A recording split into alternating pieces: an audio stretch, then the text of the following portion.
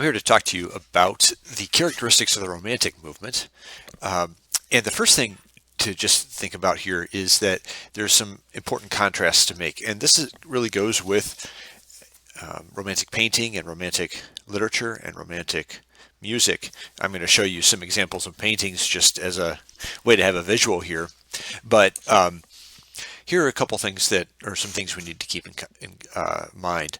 First of all, the Romantic movement is really a contrast, or a lot of people trying to contrast with the Enlightenment and Neoclassicism. The Enlightenment movement in especially the 1700s, but it's influential after that too, is very focused on reason, the use of human reason to understand the world using scientific method, using the scientific method that the great scientists like Francis Bacon and Isaac Newton and others had used to understand the world in the 16 and 1700s. And the Enlightenment is really arguing that the best way to understand and change society is to employ the scientific method to understand society too. Okay, and the neoclassical movement is an effort to really reach back to they would see as the artists and the musicians and the authors of the neoclassical movement would see as the Greek and Roman heights of achievement in arts and literature and music, and to use those rules and really to construct, in a sense, almost perfect music music and art and literature according to certain agreed upon rules. One example of this, it comes a little bit before the Enlightenment period, but it seems to be in that vein, is John Milton's Samson Agonistes, where he takes the biblical story of Samson and then tells it in English poetry in the style of a Greek tragedy. Okay, and it's outstanding, an absolutely outstanding poem. But what he's trying to do is use those classical ancient rules to construct literature. Okay, where it all takes place within 24 hours. There's no action on the stage. It all takes place really in one place too, in Samson's prison. So and then he has to go back and tell the things that have happened, rather than acting them out in the and describing them directly in the time in which the poem is taking place. And so the idea here of neoclassicism was to try to produce art according to the rules of, in a sense, perfection. What the Romantic authors and musicians and artists wanted to do instead was to do something quite different.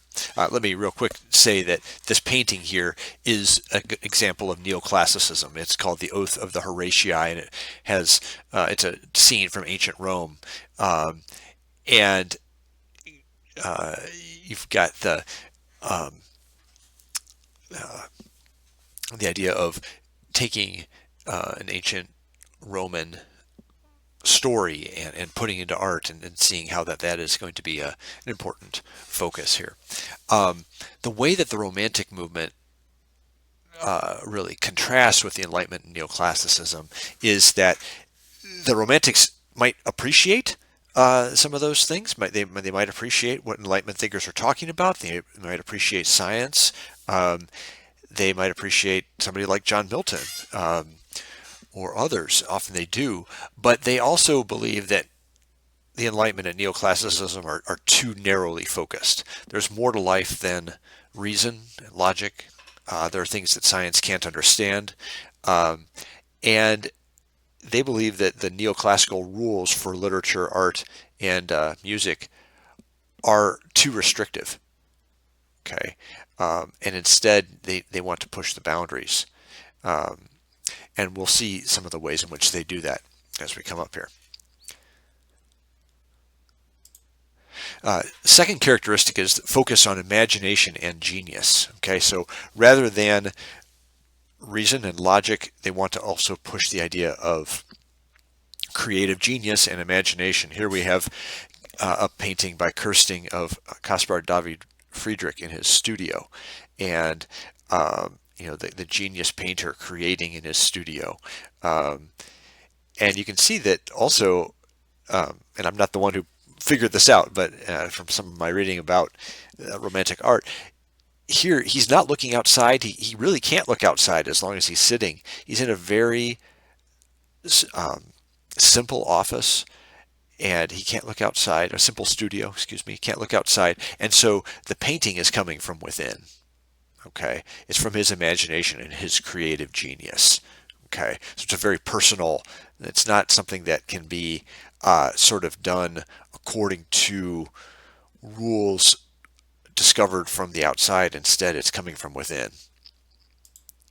Okay, another characteristic, and this is a painting by Friedrich himself, called The Cross in the Mountains. There's an interest in the supernatural and in religion. And so here we have a crucifix on top of the mountain, light coming up behind it. And the Enlightenment thinkers, or sorry, the Romantic artists and creators were interested in things that were beyond reason, as they would see it.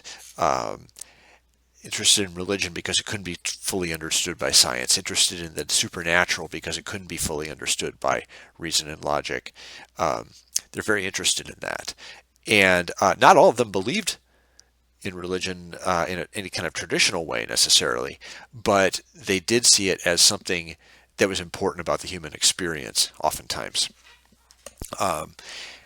And so you can almost think of it as like something bubbling up out of the human experience for some of the more skeptical romantic thinkers, that, in a sense, every people and culture has its religion. That's an important part of its experience. And so that's something that's important too, this interest in the supernatural and in religion. Here we see another religious image here, the cathedral or a cathedral here, a Gothic cathedral.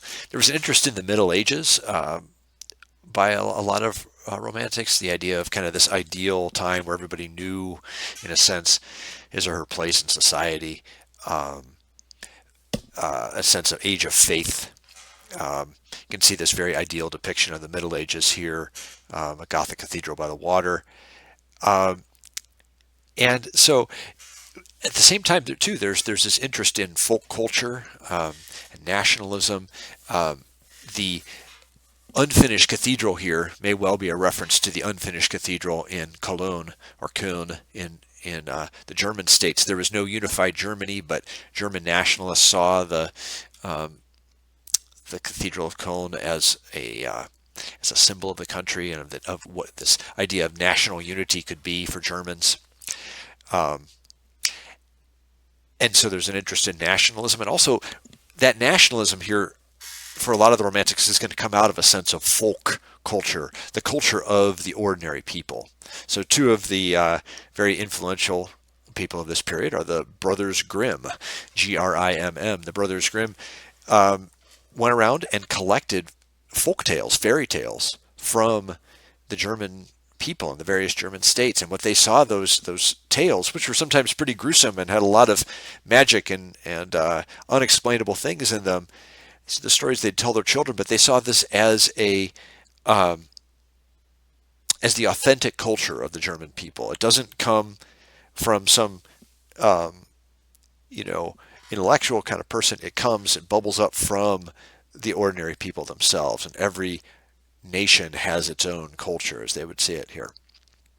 Okay, so Romantics liked that oftentimes a lot too. Though, of course, there's differences for different Romantics. Another characteristic is the interest in nature and night as mysterious. Okay, here we have a depiction of night from Henry Fuseli's The Nightmare, a woman sleeping with a demon on her sitting on her chest, as well as a demonic horse here off in the upper left corner. And so here you've got somebody sleeping, and strange, unexplainable things are going on, right? And so, as opposed to the idea of the Enlightenment period of or a movement focusing on light, on understanding, on using of science, here the focus on nature, not as something, or sorry, on night, darkness, something unexplainable, right? Another example of that would be here, nature as mysterious. Here's Caspar David Friedrich's painting again. Here, nature is not really something exactly that can be understood through scientific processes. Instead, it's something overwhelming, mysterious. And they were much more interested in sort of the power of nature, the way in which it could overwhelm us emotionally or perhaps even physically, as opposed to the idea of something to study. And here we also see an interest in emotion and melancholy. This guy's kind of up there wandering and perhaps in a bit of a melancholy mood, or meditating in a sense, or a contemplative mood, I should say. But melancholy and emotion were interesting. Emotion is, again, kind of opposed to pure reason, as they would see it. They would say human beings are emotional. They are not just rational, but emotional too. And then even there's a special place for a lot of people in the Romantic movement for melancholy, this kind of sadness, perhaps bordering on depression or crossing into depression. They don't really have a word for depression in the same way. They think of it more in terms of melancholy. But these are all characteristics of Romantic art, music, and literature. We'll talk more about all that, but I want to give you sort of an overview of that. This is something in the late 1700s and the first half of the 1800s that you see a lot of times in Europe, but influencing other places too. Now, it's not like there's a Romantic sign-up sheet and everybody who is identified with Romanticism is just believes the same things. Like I said, some are religious, some are very anti-religious. Some are interested in folk culture and tradition. Others are more radical. Okay, good example of that would be the more radical anti-religious side would be somebody like Percy Bysshe Shelley, who, along with William Blake, famously thinks that in John Milton's Paradise Lost, that John Milton, because he's such a good poet, in a sense, has made Satan the more compelling character, and that they find Satan a much more interesting character than God in Paradise Lost. I think they're misunderstanding what John Milton was trying to do, but they would be some examples of these kind of religious radical like William Blake, or an atheist, anti-religious radical like Percy Bysshe Shelley. Where on the other hand, you have, as you saw in some of the other images, people kind of very more friendly to religion. So there's a lot of different emphases, but here those are some of the broad characteristics that many of the artists and musicians and authors that we look at will have one or more of those characteristics. All right, I hope this is helpful to you, and let me know if you have any questions.